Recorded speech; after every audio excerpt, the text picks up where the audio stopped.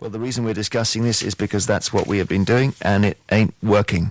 Alison in Bedford, good afternoon. Hello, Jeremy. What do you think is the solution here?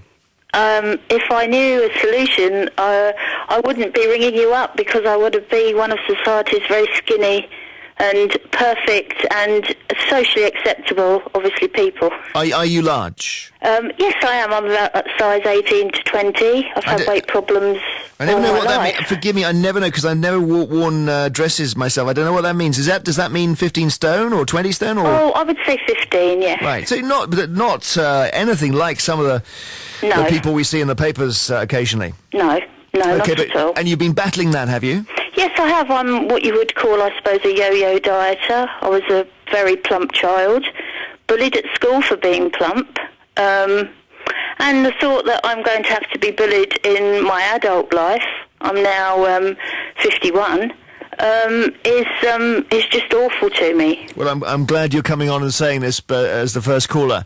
What height are you, can I ask? I'm about 5'6". So, do people think of you as being morbidly obese or clinically obese, or I've never what? been told by a doctor that I'm morbidly obese, but obviously I can honestly say I've never been to a doctor's appointment for a routine thing, and I've been told, gosh, you're fat, you know, your problems are due to your weight. And I do accept that plump people can be a drain on the NHS. I do accept that. That is a valid point. But most people who are plump do not want to be plump. You know, we have battled all our life and spent probably a great deal of money on slimming clubs, which make a good deal of money out of us, may I just point out, and the weight goes back on. And you keep trying, and... Yes, I do. I know exactly what to do. As the lovely Nina said, you know, eat less, move more. Yes, we do that, you know, but it's not always an easy thing.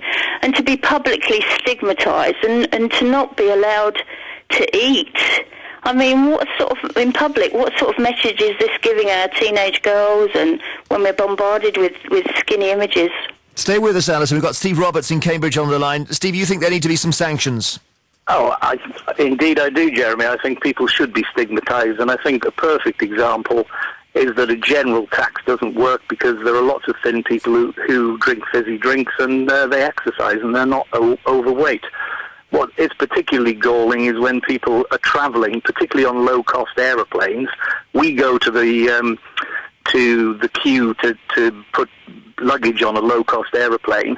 If it's an ounce overweight, you're stigmatised, you're told to go away, and yet you're in a queue with an enormously obese person who, God forbid, you'll be sitting next to in a small seat, who is probably 5, 6, 7 or 8 stone overweight, and he or she just gets through.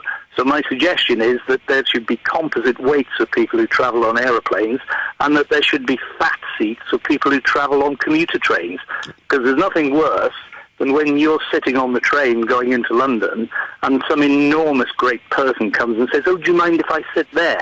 And typical of the British people, they say, oh, no. Well, of course, what they really mean is, oh, no, please don't sit there, because you're going to crush me or force me off the end of the seat. Alison, what do you say to this? I just cannot believe that I'm hearing it. I think it's just absolutely disgusting to me. Because you don't want to hear it, because you're overweight and you're selfish.